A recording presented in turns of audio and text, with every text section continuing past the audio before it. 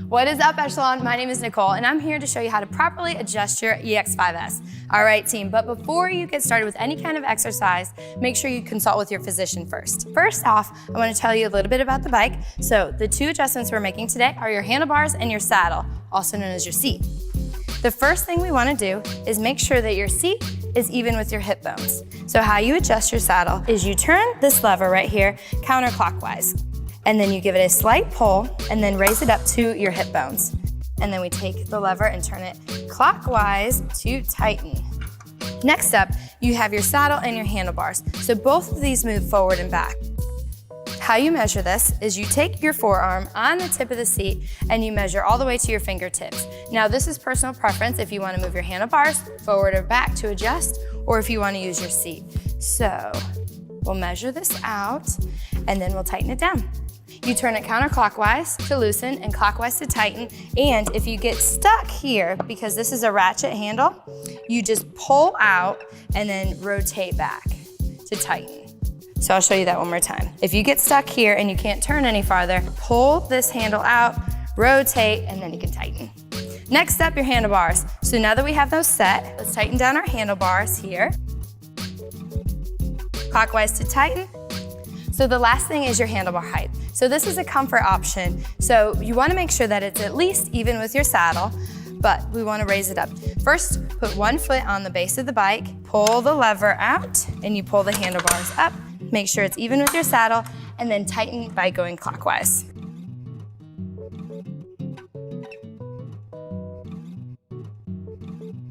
Now that your bike is adjusted, let's talk about pedals. So you have two different options. Your pedals are SPD compatible, so if you choose to wear clip-in shoes, or you have toe cages if you choose to wear regular sneakers. So what you do if you have regular sneakers, you slip your foot into the toe cage and make sure the ball of your foot is in the center of the pedal. Make sure your toes do not crowd the front of the toe cage, and you pull the strap to tighten right around your sneaker. Weave the strap back through to make sure it's secure and ready to ride. Now let me show you how to clip in with SPD clips. So you want to make sure the clip is in the ball of your foot and you have the SPD clip showing on your pedal. You want to start with your toe pointed forward, and I find it easier to put more of your body weight on the foot that you're trying to clip in. You don't want to force it in. Just kind of caress and rotate your foot right and left, and you'll actually hear a click. There we go. And then drive with your heel to make sure you are secure in the pedals. To remove your SPD clip from the pedal, slightly push down on the emergency brake to hold your pedals steady, and then drive your heel away from the bike to remove it. So a little trick to know how to install your SPD clips is notice the arrow is pointing towards your toes. Now when you go to clip into your pedals, when you rotate your foot right and left, you're sliding into the clip.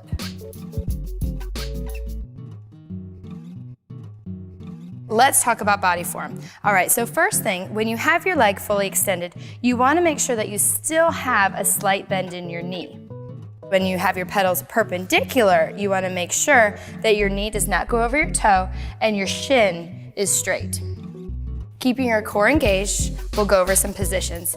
Now, don't worry if you do not remember all of these positions, you can always mirror what the instructor is doing. So first position is with your hands right here in the center of the handlebars, slight bend in your elbows.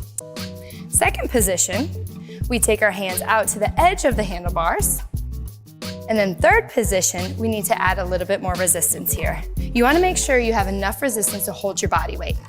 You want to feel the push and pull under your pedals. Your bike has 32 levels of resistance. You adjust the resistance by this knob right in between your knees. To increase the resistance, you turn the knob clockwise. Now, to decrease the resistance, you turn it counterclockwise. And if any point during a ride you need to stop the pedals abruptly, you push down on the emergency brake. Now, once you feel secure, we head up out of the saddle. Keeping your feet flat, we move our hands all the way out to the edge of the handlebars. Now, even though our hands are out to the edge of the handlebars, you want to make sure that your body weight is back over your pedals and you're keeping your feet flat on each pedal stroke and you have light weight on your handlebars. Just think about your handlebars only being there so you don't lose your balance. Now that you know all the positions and your proper form, you are ready to get started. The EX-5S has a dual water bottle holder so you can stay hydrated and cool throughout your ride. And then if you want to add weights to your ride, we also have a weight rack on the back of the bike equipped for 2-pound dumbbells. If you'd like to take a Fitpass class, your screen actually flips, so you're able to take your Fitpass class right in front of your bike. The EX5 is equipped with an adjustable tablet holder, and it fits tablets up to 13 inches. It also has a USB port, so you can charge your tablet while you're riding. Easily flip your screen 180 degrees to enjoy a Fitpass class off your bike.